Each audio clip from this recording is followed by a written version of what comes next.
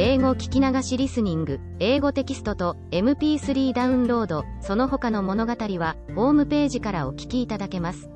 88thpp.com 88thpp.com Chapter 6. Of the inhabitants of Lilliput, their learning, laws, and customs, the manner of educating their children. The author's way of living in that country. His vindication of a great lady. Although I intend to leave the description of this empire to a particular treatise, yet, in the meantime, I am content to gratify the curious reader with some general ideas.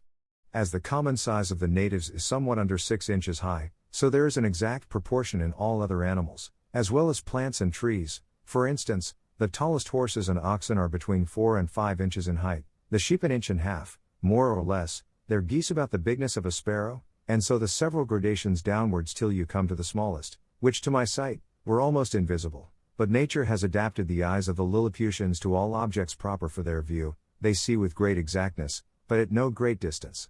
And, to show the sharpness of their sight towards objects that are near, I have been much pleased with observing a cook pulling a lark, which was not so large as a common fly, and a young girl threading an invisible needle with invisible silk.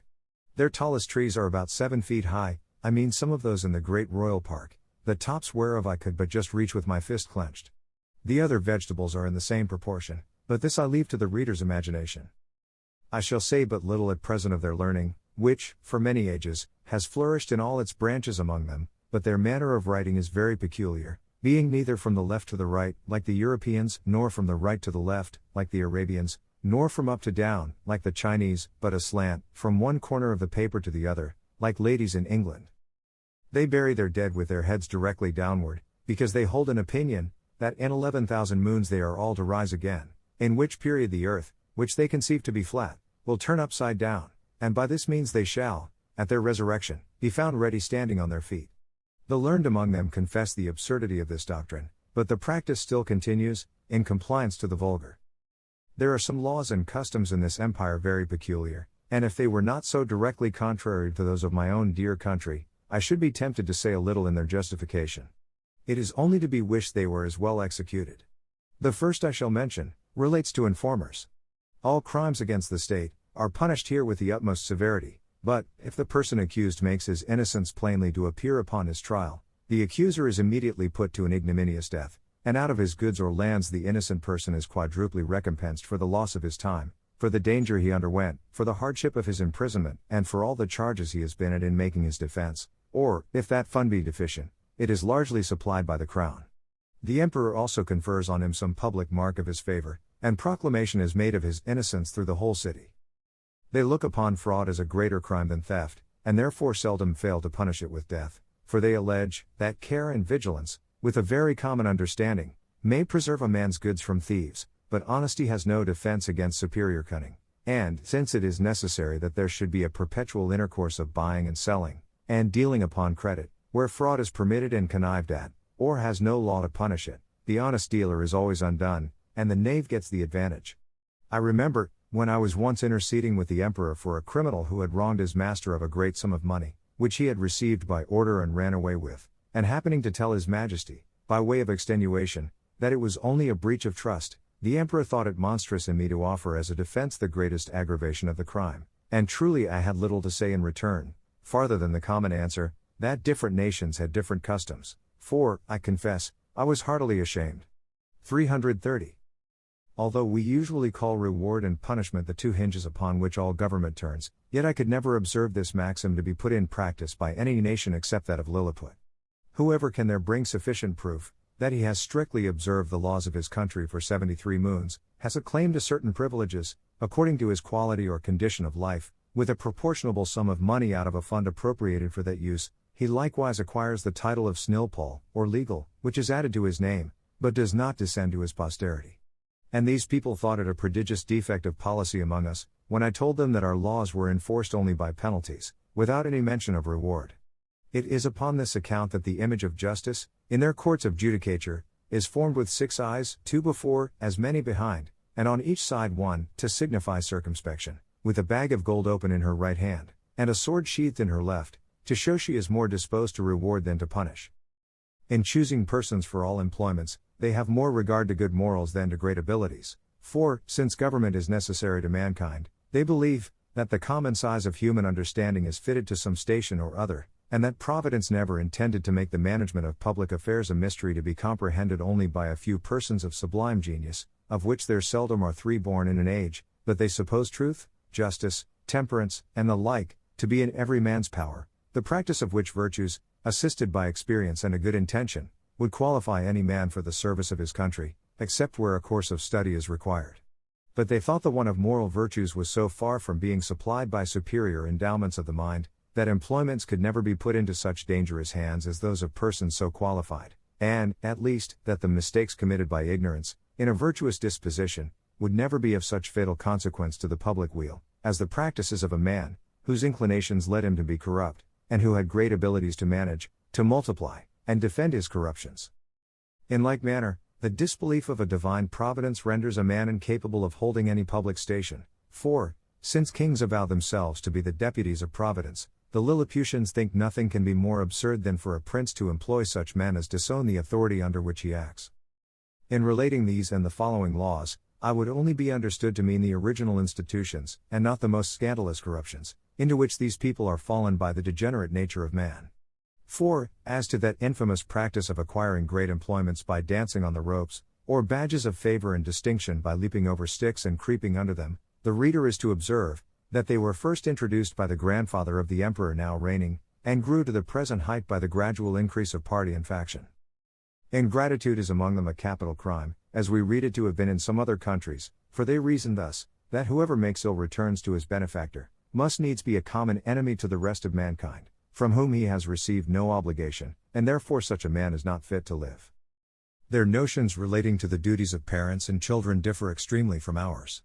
4. Since the conjunction of male and female is founded upon the great law of nature, in order to propagate and continue the species, the Lilliputians will needs have it, that men and women are joined together, like other animals, by the motives of concupiscence, and that their tenderness towards their young proceeds from the like natural principle, for which reason they will never allow that a child is under any obligation to his father for begetting him, or to his mother for bringing him into the world, which, considering the miseries of human life, was neither a benefit in itself, nor intended so by his parents, whose thoughts, in their love encounters, were otherwise employed.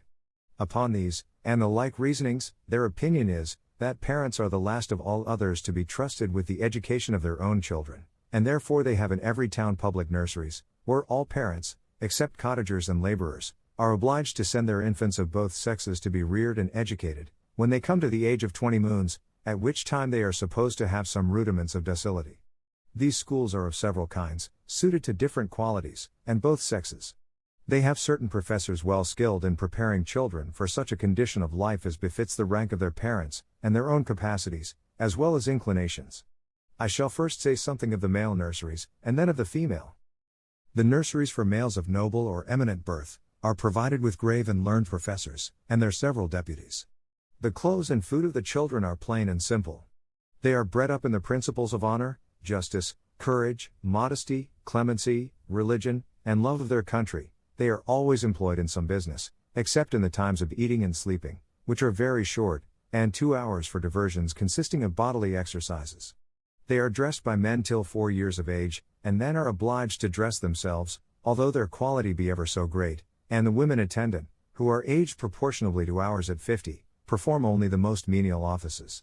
They are never suffered to converse with servants, but go together in smaller or greater numbers to take their diversions, and always in the presence of a professor, or one of his deputies, whereby they avoid those early bad impressions of folly and vice, to which our children are subject.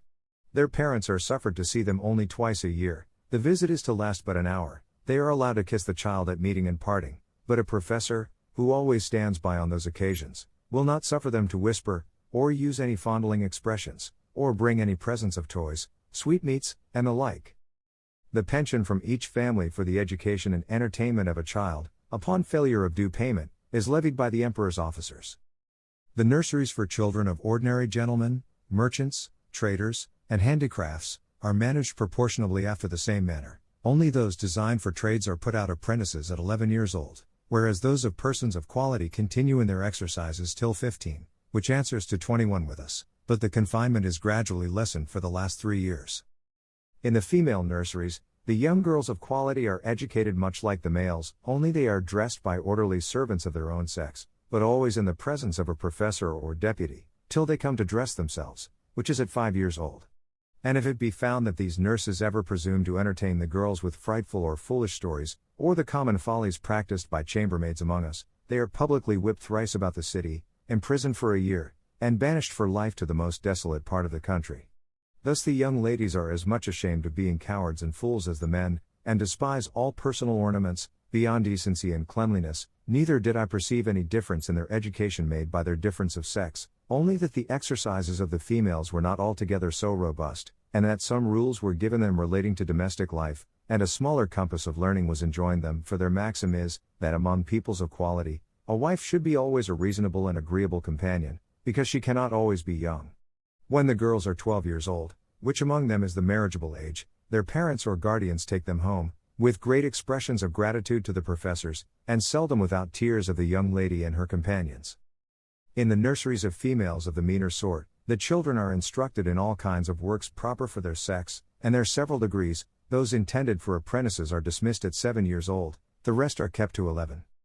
The meaner families who have children at these nurseries, are obliged, besides their annual pension, which is as low as possible, to return to the steward of the nursery a small monthly share of their gettings, to be a portion for the child, and therefore all parents are limited in their expenses by the law. For the Lilliputians think nothing can be more unjust, than for people, in subservience to their own appetites, to bring children into the world, and leave the burthen of supporting them on the public. As to persons of quality, they give security to appropriate a certain sum for each child, suitable to their condition, and these funds are always managed with good husbandry and the most exact justice. The cottagers and laborers keep their children at home, their business being only to till and cultivate the earth, and therefore their education is of little consequence to the public, but the old and diseased among them are supported by hospitals, for begging is a trade unknown in this empire.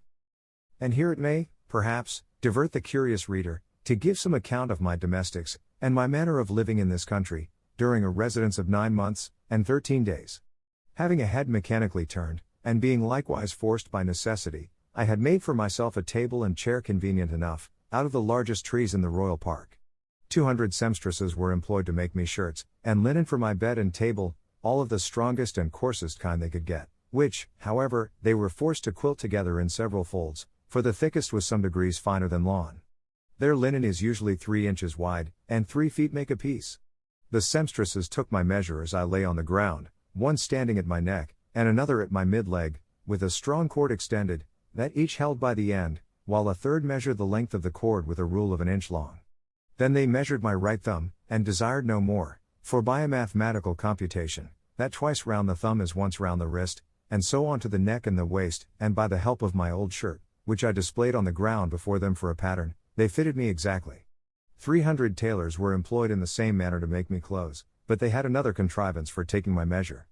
I kneeled down, and they raised a ladder from the ground to my neck. Upon this ladder one of them mounted, and let fall a plumb line from my collar to the floor, which just answered the length of my coat, but my waist and arms I measured myself.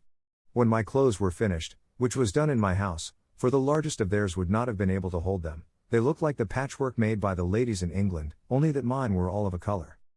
I had 300 cooks to dress my victuals, in little convenient huts built about my house, where they and their families lived, and prepared me 2 dishes apiece.